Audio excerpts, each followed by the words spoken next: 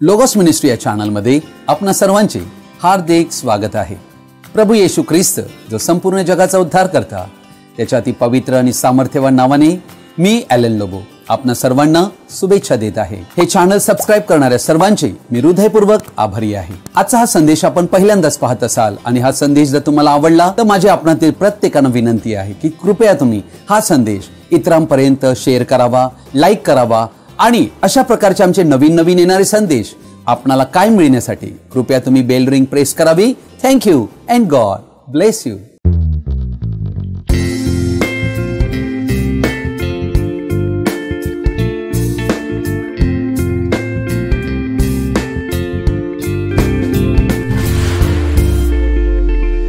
आज आपण एका महत्त्वाच्या विषयाकडे आपलं लक्ष लावणार आहोत आणि त्या विषयाला मी शीर्षक देऊ इच्छित आहे, the spiritual food in due season. आध्यात्मिक भोजन योग्य वेळी। प्रियजन हो, आध्यात्मिक भोजन म्हणजे आमच्या आत्म्यासाठी, आमच्या जीवासाठी आवश्यक असणारं भोजन। आमच्या शरीराला जसे आम्ही सकाळी उठल्यावर आम्हाला भूक लागलेली असते, आम्हाला नाश्ता पाणी पाहिजे असतो आणि आम्हाला त्याद्वारे एनर्जी प्राप्त होत असते, तसेच आमच्या जीवासाठीही आमचे पोषण व्हावे म्हणून आध्यात्मिक भोजनाची, अन्नाची फार फार गरज आहे। प्रियजन हो, देवाने प्रत्येक कालखंडात, प्रत्येक युगामध्ये आपलं आध्यात्मिक भोजन पाठवून दिलेलं आहे, परंतु हे सर्वांना मिळालेलं नाहीये। जे निवडलेले आहेत त्यांनाच हे अन्न मिळते। अर्थात येशू ख्रिस्ताची जी मंडळी या पृथ्वीवर आज आहे तिच्याकडेच आध्यात्मिक भोजन देण्यात आलेलं आहे। आम्ही या युगाच्या शेवटला, अंतात पोहोचलेलो आहोत। देव कधीही आपल्या लोकांची उपासमार होऊ देत नाही।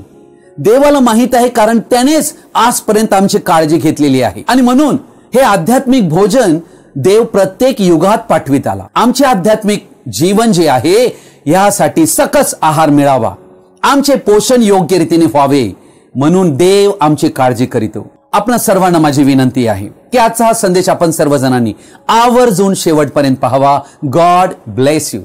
एक राजे याचा 17वा अध्याय 1 ते 7 वचन मी आपणा पुढे वाचत आहे। इलिया तिशबी हा गिलाद येथे उपरी म्हणून राहणाऱ्यांपैकी एक होता। तो आहाबास म्हणाला, इस्रायलाचा देव परमेश्वर ज्याच्या हुजुरास मी असतो त्याच्या जीविताची मी शपथ वाहून सांगतो की जी वर्षे आता येणार त्यात दहीवर अथवा पर्जन्य पडणार नाही। हे सर्व माझ्या सांगण्याप्रमाणे होईल।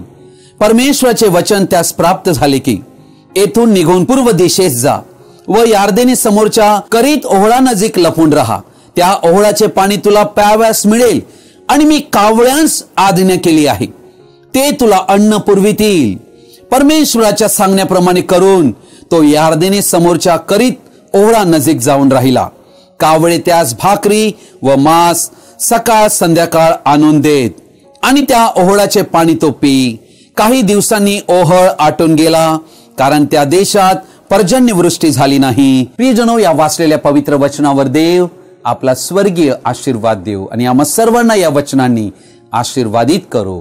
आमेन। प्रियजनो, या ठिकाणी आम्ही पाहत आहोत एलिया देवाच्या पवित्र उपस्थितीत राहणारा देवाचा संदेष्टा आहे आणि आम्हाला आढळत आहे की दुष्काळ पडलेला आहे। या दुष्काळामध्ये देवाचा व्यक्ती देखील आहे। या दुष्काळामध्ये देवाने त्याची काळजी घेतलेली आहे। अर्थात देव आपल्या लेकरांची काळजी घेतो। सगळीकडे दुष्काळ असताना, अन्नाची आणि पाण्याची टंचाई असताना देवाने एलियाला सांगितले की करीत ओहळा नजीक लपून राहा आणि तेथे मी कावळ्यास आज्ञा केली आहे की त्यांनी तुला अन्न आणि मांस देखील आणून द्यावे। प्रियजन हो, हे कसं शक्य आहे? आम्हा सर्वांना माहित आहे की कावळा हा चोरत असतो, परंतु इथे कावळ्याद्वारेच देवाने एलियाला अन्न पुरविलेलं आहे, कारण देवाला आपल्या लेकरांची काळजी आहे। जे देवाचे खास निवडलेले आहेत त्यांच्यासाठी देव आध्यात्मिक भोजन ही पाठवितो। अर्थात एलियाच्या भोजनाची व्यवस्था स्वयं जिवंत देवाने केली होती आणि ते अन्न याला म्हणतात गुप्त मान्ना, जो लपविलेला आहे, जो कोणी खाल्ला नाही, जो खास आहे आणि खास लोकांसाठी आहे, असा गुप्त मान्ना देव आपल्या मंडळीला देतो। आजच्या काळात ही ख्रिस्त येशूची जी वधू आहे, मंडळी आहे, तिच्याचकडे आध्यात्मिक भोजन येते। आम्हाला आढळते की प्रभू येशू ख्रिस्ताने 5000 पुरुष जे होते, अर्थात जवळजवळ 20,000 लोक होते, स्त्री आणि मुले पकडून आम्ही पाहतो की अशा सर्वांना येशूने भुकेले पाठविले नाही। त्याने त्यांच्यासाठी तरतूद केली. 2 मासे आणि 5 भाकरी यांचे अनेक पटीमध्ये रूपांतर झाले आणि 20,000 लोक जेवले. येशूला सर्वांची काळजी आहे. योहान कृष्णवर्तमान 6वा अध्याय हा भाकरीचा अध्याय आहे आणि येशू ख्रिस्ताने तेथे सुरुवात प्रथम शारीरिक भाकरींतून केलेली आहे, जी खाऊन ते तृप्त झाले आणि येशूचा शोध करू लागले. 26 वचनात येशूने म्हटले, येशूने त्यांना उत्तर दिले, मी तुम्हाला खचित सांगतो, तुम्ही चिन्हे पाहिली म्हणून नव्हे, तर भाकरी खाऊन तृप्त झाला म्हणून माझा शोध करिता. नाशवंत अन्नासाठी श्रम करू नका, तर पिता जो देव याने ज्याच्यावर शिक्का मारिला आहे तो मनुष्याचा पुत्र तुम्हाला सार्वकालिक जीवनासाठी टिकणारे अन्न देईल, त्यासाठी श्रम करा. हेच ते सार्वकालिक जीवनासाठी टिकणारे अन्न, हाच माझा आजचा विषय आहे. हेच आमचं आध्यात्मिक भोजन आहे आणि हे येशू ख्रिस्त देत आहे. 48 वचनापासून मी वाचत आहे. मीच जीवनाची भाकर आहे. तुमच्या पूर्वजांनी अरण्यात मांडा खाल्ला तरी ते मेले. स्वर्गातून उतरणारी भाकर अशी आहे की ती जर कोणी खाल्ली तर तो मरणार नाही. स्वर्गातून उतरलेली जिवंत भाकर मीच आहे, येशू स्वतः म्हणत आहे. आणि ते पाहत आहेत की हा तर मानव दिसत आहे आणि हा म्हणत आहे मी स्वर्गातून उतरलेली भाकर आहे. ते फार गोंधळात पडले होते. येशूची ही सांकेतिक आध्यात्मिक भाषा त्यांना समजत नव्हती. या भाकरींतून जो कोणी खाईल तो सर्व काळ जगेल. जी भाकर मी देईन ती माझा देह असून ती जगाच्या जीवनासाठी आहे. 52 वचन. तेव्हा यहुदी आपसामध्ये वितंडवाद करू लागले व म्हणाले, हा आपला देह आम्हाला खायला कसा देऊ शकतो? यावरून येशू त्यांना म्हणाला, मी तुम्हाला खचित सांगतो, तुम्ही मनुष्याच्या पुत्राचा देह खाल्ला नाही व त्याचे रक्त प्याला नाही तर तुम्हामध्ये जीवन नाही. प्रियजनो हो, यहुदी तर एकदम विचारात पडले, गोंधळात पडले. अरे याचं कसं आपण मांस खाणार आणि याचं रक्त कसं पिणार? जो माझा देह खातो व माझा रक्त पितो त्याला सार्वकालिक जीवन प्राप्त झाले आहे आणि मीच त्याला शेवटल्या दिवशी उठवीन, कारण माझा देह खरे खाद्य आणि माझे रक्त खरे पेय आहे. जो माझा देह खातो व माझे रक्त पितो तो माझ्यामध्ये राहतो व मी त्याच्यामध्ये राहतो. जसे जिवंत पित्याने मला पाठविले आणि जसा पित्यामुळे मी जगतो, तसे जो मला खातो, पहा, जो मला खातो तोही माझ्यामुळे जगेल. स्वर्गातून उतरलेली भाकर हीच होय. तुमच्या पूर्वजांनी भाकर खाल्ली तरी ते मेले, हे तसे नाही. ही भाकर जो कोणी खातो तो सर्व काळ जगेल. आमेन. प्रियजन हो, हेच ते आध्यात्मिक भोजन आहे. अजूनपर्यंत हे चॅनल जर तुम्ही सबस्क्राईब केलं नसेल तर आपणाला माझी विनंती आहे की कृपया तुम्ही ते चॅनल सबस्क्राईब करावे. थँक्यू. देवाने मनुष्याला शारीरिक आणि आध्यात्मिक ही बनविलेलं आहे. म्हणून जसे शरीराच्या पोषणास अन्न आहार गरजेचा आहे, तसाच आध्यात्मिक पोषणासाठीही आम्हाला आध्यात्मिक भोजन हवे. प्रत्येक नैसर्गिक गोष्ट आध्यात्मिक गोष्टींचे दर्शक आहे. भोजन हे आमच्यात जीवन टिकविण्यासाठी फार आवश्यक आहे. योग्य सात्विक आहार मानवी शरीराला न मिळाल्याने शरीर दुर्बळ बनते व योग्य रीतीने कार्यरत होऊ शकत नाही. म्हणून आम्ही मनुष्य योग्य आहार घेतो, ज्यातून पोषक पदार्थ आम्हाला मिळतील व आम्ही निरोगी राहू. हेच तत्व आमच्या आध्यात्मिक जीवनालाही लागू होते. एक योग्य व सात्विक आध्यात्मिक आहार आम्हा ख्रिस्ती व्यक्तींना फार आवश्यक आहे. आमच्या जीवाच्या सतत पोषणासाठी त्याची फार अत्यावश्यकता आहे. हे आध्यात्मिक भोजन आहे जे देवाच्या मुखांतून निघालेले प्रत्येक वचन आहे. येशू ख्रिस्ताने म्हटले, मनुष्य केवळ भाकरीने नव्हे तर परमेश्वराच्या मुखांतून निघणाऱ्या शब्दांनी जगेल. हे ते बायबल आहे. हे ते शब्द आहेत जे देवाच्या मुखांतून आलेले आहेत आणि हे आम्ही खावे. येशूने म्हटले, मला खावे.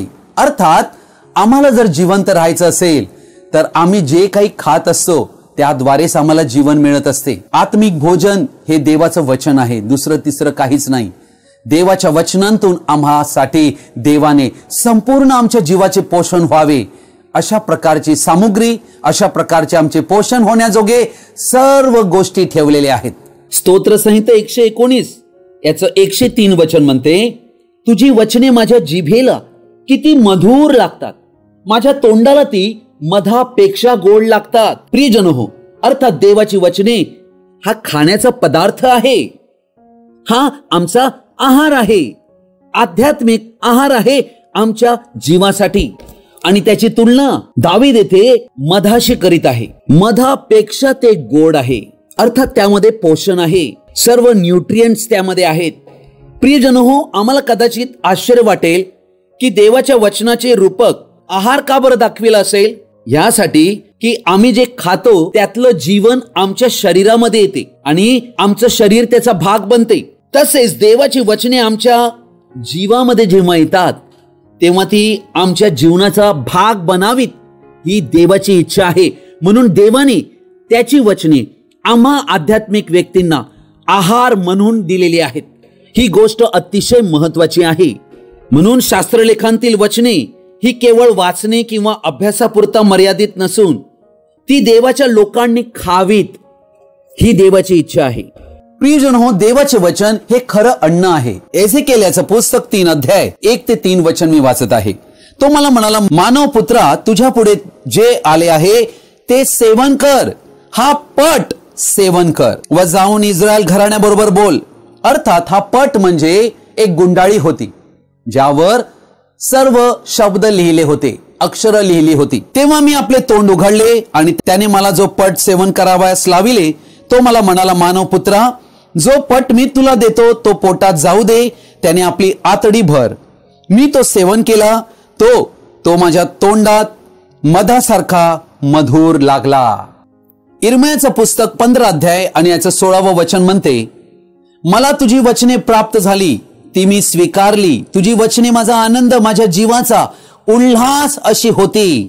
कारण हे परमेश्वरा सेनाधीश देवा, तुझे नाम घेऊन मी आपणास तुझा मनवितो. अर्थात एझेकिएल कडे देवाची वचने आली, एझेकिएलने ती वचने स्वीकारली आणि आम्ही पाहत आहोत एझेकिएल म्हणतो, ही वचने माझा आनंद, माझ्या जीवाचा उल्हास अशी होती. अर्थात इर्मया या ठिकाणी ही वचने खात आहे, या वचनाचा आनंद घेत आहे असे आम्हाला आढळते. प्रकटीकरणाचं पुस्तक याचा 10वा अध्याय आणि याचं 9 पासून मी वाचत आहे. तेव्हा मी देवदूताकडे जाऊन ते लहानसे पुस्तक मला दे असे म्हटले.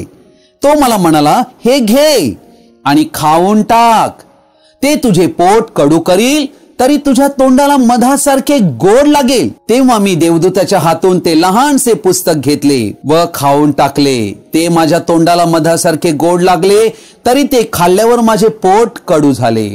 अर्थात योहानाकडे हे वचन देण्यात आलेलं आहे, हे छोटं पुस्तक देण्यात आलेलं आहे. लक्षात घ्या, हे पुस्तक अति पवित्र पुस्तक आहे. हे स्वर्गातनं पाठविलेलं आहे. हे खास निवडलेल्या व्यक्तींसाठी आहे. हे सर्वजण खाऊ शकत नाहीत.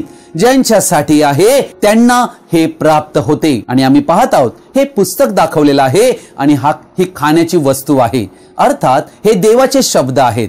अन्न खात असताना आम्ही पहिला घास घेतो तेव्हा त्याचा आस्वाद आम्ही घेतो आणि त्यावेळेलाच आम्हाला कळते, अरे वाह, काय स्वादिष्ट आहे.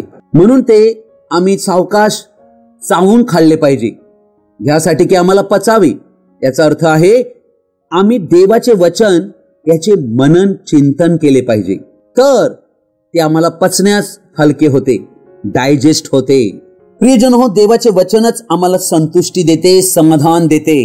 आम्हाला पोषक आहार मिळतो, आमची तृप्ती होते, आम्हाला आनंद वाटतो आणि आमच्या जीवात समाधान प्राप्त होते. म्हणून यहोशुवाला देवाने आज्ञा दिली. काय आज्ञा दिली?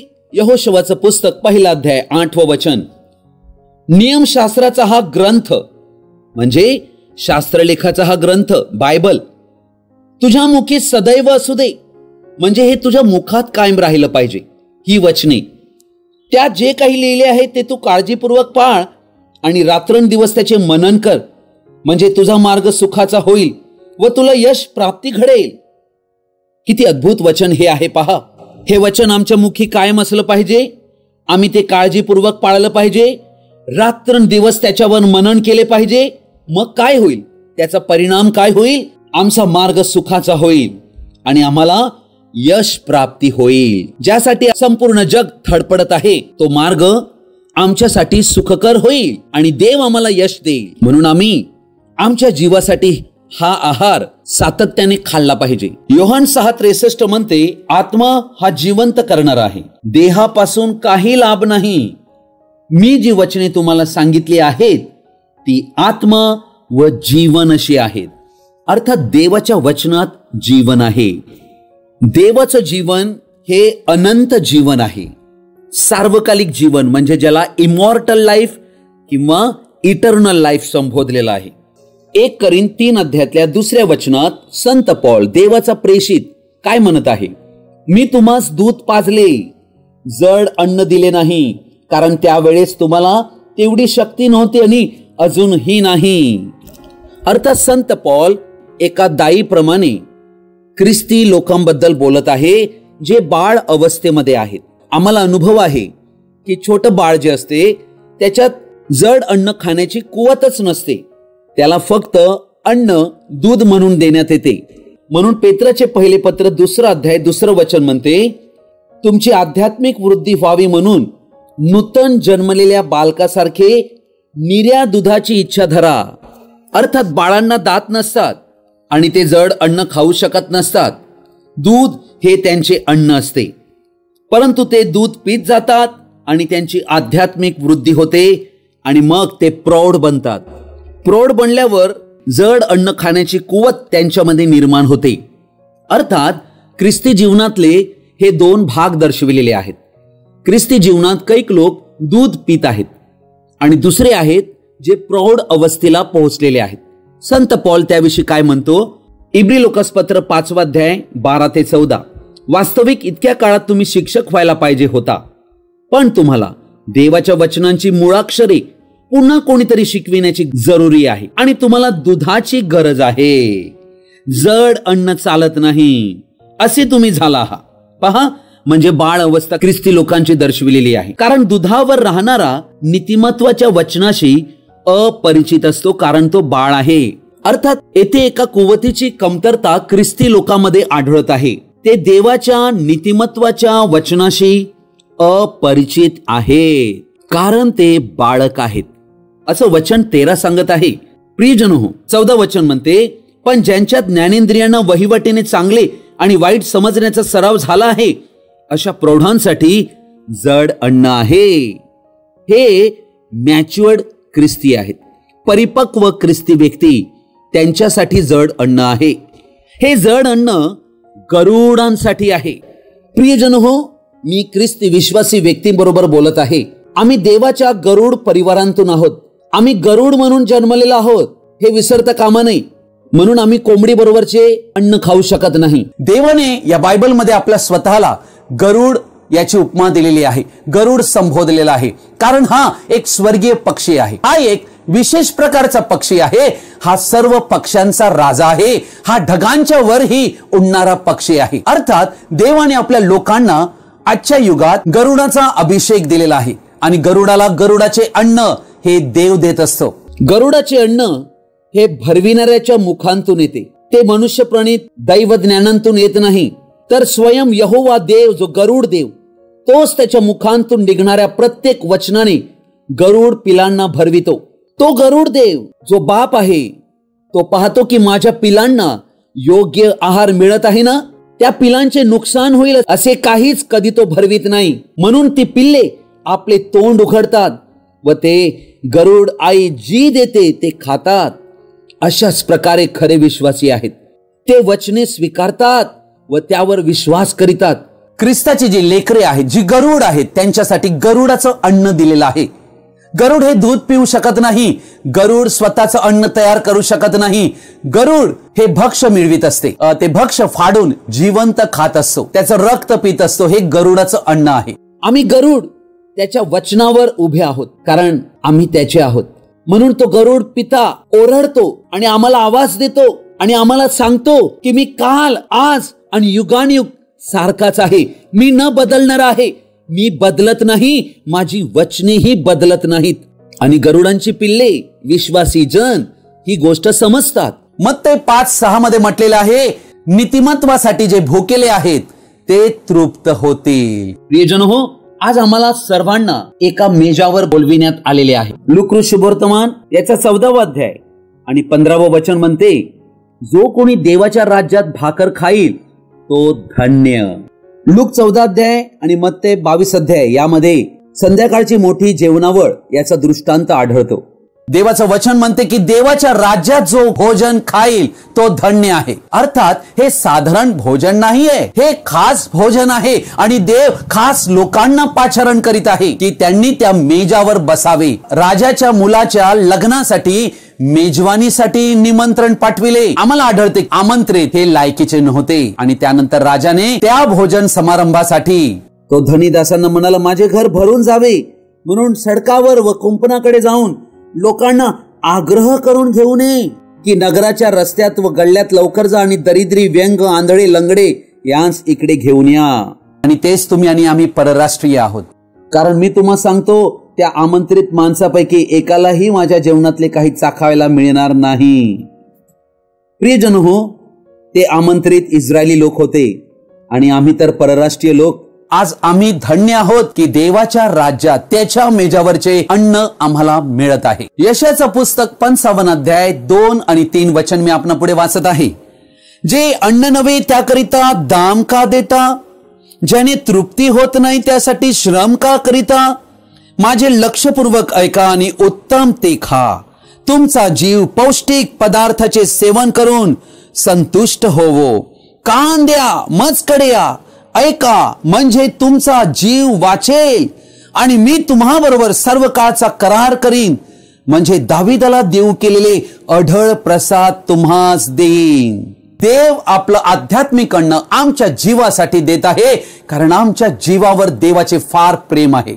आमचा जीव वाचला जावा, त्याची उपासमार होऊन तो मरू नये, म्हणून देव आत्मिक अन्न पाठवत आहे. इस्रायल लोक रानात चालत होते, ते भुकेले झाले होते आणि देवाने त्यांच्या भुकेकडे पाहिले. त्यांनी प्रश्न केला की रानात भोजनाची सिद्धता करण्यास देव समर्थ आहे काय. आणि देवाने ही गोष्ट दाखवून दिली की माझा हात काही तोकडा नाही, मी काहीही करू शकतो. अर्थात प्रियजन हो, स्वर्गातनं मानना अन्न, स्वर्गीय देवदूतांची भाकर देवाने इस्रायली लोकांना 12 वंशांना दिली. ज्या रानामध्ये काहीच नव्हतं त्या ठिकाणी देवाने त्यांच्यासाठी मानना अन्न दररोज दिला आणि लावे पक्षी मांस खाण्यासाठी दिले. देवाने कधीही आपल्या लोकांना कधी भुकेले ठेवलेले नाही. आम्हा आध्यात्मिक व्यक्तींसाठीही देवाने आध्यात्मिक भोजन ठेवलेले आहे. लक्षात घ्या. आणि देव प्रत्येक युगामध्ये आपले आध्यात्मिक भोजन देत आलेला आहे. आम्ही पाहतो प्रभू येशूच्या पुनरुत्थानानंतर पेत्र जेव्हा बोट घेऊन, जाळी घेऊन मासे पकडण्यासाठी गेला होता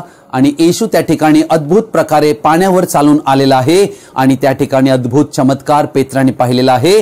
ज्या वेळेला येशू आणि पेत्र आणि शिष्य त्या ठिकाणी जमा होऊन एकत्र होऊन न्याहारी सकाळची करीत आहेत आणि त्यावेळेला येशू पेत्राबरोबर बोलत आहे. 17वे वचन मी वाचत आहे. तिसऱ्यांदा तो त्याला म्हणाला, योहानाच्या पुत्रा सिमोना, माझ्यावर प्रेम करतोस काय, माझ्यावर प्रेम करतोस काय असे तिसऱ्यांदा त्याला म्हटले. म्हणून पेत्र दुःखी होऊन त्याला म्हणाला, प्रभू आपणाला सर्व ठाऊक आहे, मी आपणावर प्रेम करीतो, हे आपण ओळखले आहे. येशूने त्याला म्हटले, माझी मेंढरे चार. प्रियजनो, येशू हा उत्तम मेंढपाळ आहे आणि मेंढपाळालाच फक्त काळजी आहे मेंढरांची. मेंढरे स्वतःहून चारा शोधू शकत नाहीत. प्रत्येक दिवशी मेंढपाळ मेंढरांना घेऊन चारा कुठे आहे त्या ठिकाणी तो त्यांना चारण्यास घेऊन जातो. आम्ही ख्रिस्त येशूची मेंढरे आहोत.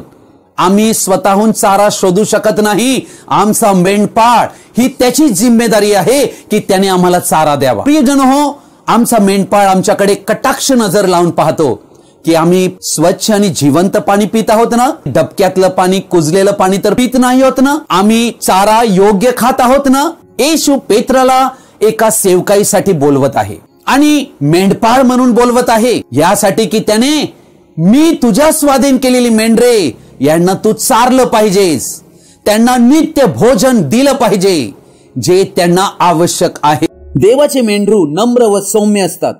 त्यांना मेंढरांचेच अन्न आवडते व ते देवाच्या वचनाशी एकनिष्ठ राहतात. देवाचे वचन ते हे आहे जे पवित्र आत्म्याद्वारे भरविण्यात येते. ते कोणाला कसले आमिष दाखवून भरविता येत नाही. ते मानवी शिक्षणाने भरविता येत नाही. ते दैवी अभ्यासानेही भरविता येत नाही. अर्थात मेंढपाळाची ही जबाबदारी आहे की मेंढरे काय खात आहेत, ते बरोबर चरत आहेत ना, हे मेंढपाळांनी पाहिले पाहिजे. त्यांचे पोषण योग्य पद्धतीने होत आहे का, ते कोणता विषारी पदार्थ तर खात नाहीत ना. अर्थात खोटे शिक्षण, प्रियजन हो, सत्य आणि असत्य याचा फरक, सिद्धांत याची आम्हाला माहिती हवी. भेसळयुक्त गोष्टी कधीही आम्ही खाता कामा नये.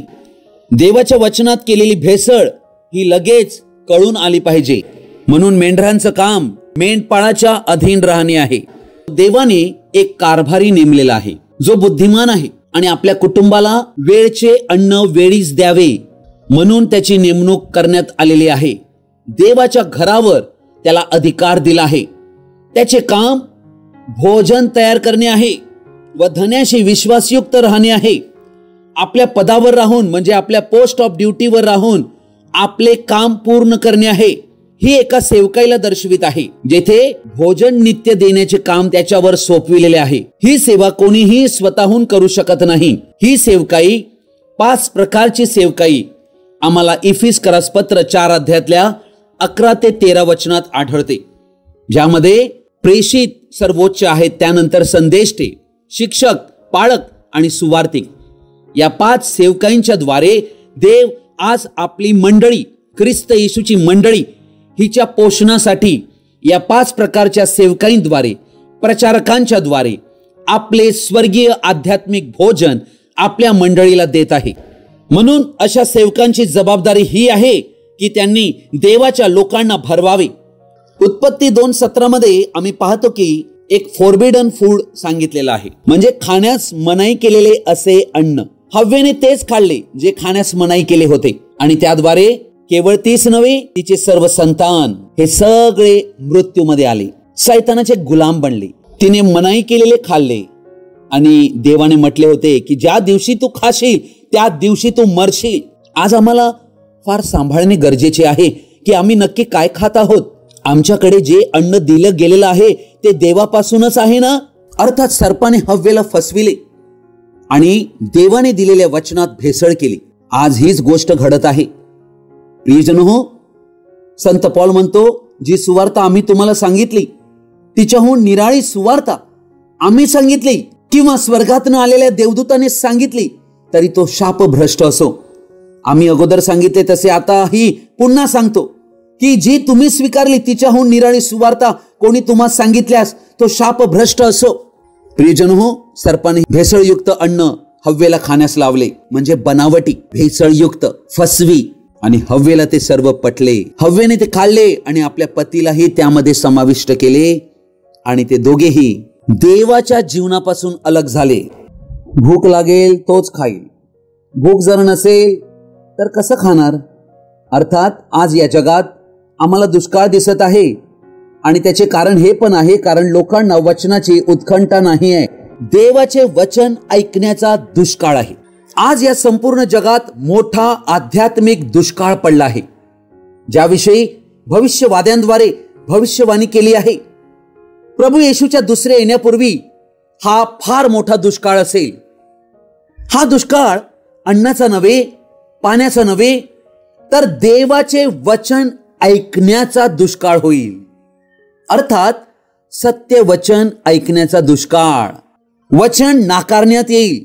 2 तिमोथेय 4 अध्याय 3 वचन म्हणते, कारण ते सुशिक्षण ऐकून घेणार नाहीत तर आपल्या कानांची खास जिरावी म्हणून ते स्वेच्छाचाराने आपणासाठी शिक्षकांची गर्दी जमवितील आणि ते सत्य ऐकण्यापासून फिरतील व कल्पित कहाण्यांकडे वळतील अशी वेळ येईल. अर्थात सत्य वचन नाकारण्यात येईल. कोणीही देवाचे सत्य वचन ऐकायला तयार नाही. प्रत्येक जणाला आपलं चर्च काय सांगत आहे, त्यांचा संप्रदाय काय सांगत आहे ते त्यांना पटत आहे. आणि प्रियजन हो, संप्रदायाने देवाच्या वचनात मिलावट केलेली आहे, भेसळ केलेली आहे.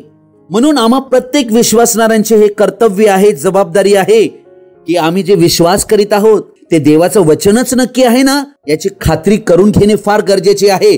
आणि जर तसे नसेल आम्हाला ते सोडून देणे आहे. प्रियजन हो, आमचं युग हे लावदिकिया कलिसियाचं युग आहे, शेवटचं युग आहे. आणि आमच्या युगामध्ये देवाने आपला संदेष्टा भाऊ विल्यम मॅरियन ब्रॅनम यांना पाठविलेले आहे, यासाठी की येशू ख्रिस्ताच्या दुसऱ्या येण्याच्या पूर्वी त्याची मंडळी स्वर्गरोहणासाठी तयार केली जावी आणि सर्व संप्रदायांतून ती वेगळी करण्यात यावी. म्हणून देवाने आमच्या युगामध्ये संपूर्ण आध्यात्मिक भोजन आमच्यासाठी ठेवून दिलेलं आहे. जमा करून तरतूद केली आहे, ह्यासाठी की संपूर्ण जगात दुष्काळ जरी आहे वचन ऐकण्याचा, तरी त्यामध्ये त्याच्या लोकांसाठी ह्या दुष्काळात देवाचे भोजन, आहार, आध्यात्मिक आहार हा पुरविला जावा. आजचा संदेश आपण सर्वजणांनी ध्यानपूर्वक शेवटपर्यंत पाहिल्याबद्दल आपणा सर्वांचा मी हृदयपूर्वक आभारी आहे. काय तुम्हाला याकडून काही लाभ झाला काय? जर झाला असेल तर कृपया तुम्ही हा संदेश इतरांपर्यंत शेअर करावा. हा संदेश ऐकल्यानंतर नक्की तुम्हाला काय कळले कृपया तुम्ही कमेंट्स बॉक्समध्ये मला कळवू शकता किंवा माझ्याशी व्यक्तिगत संपर्क साधू शकता. Thank you and God bless you.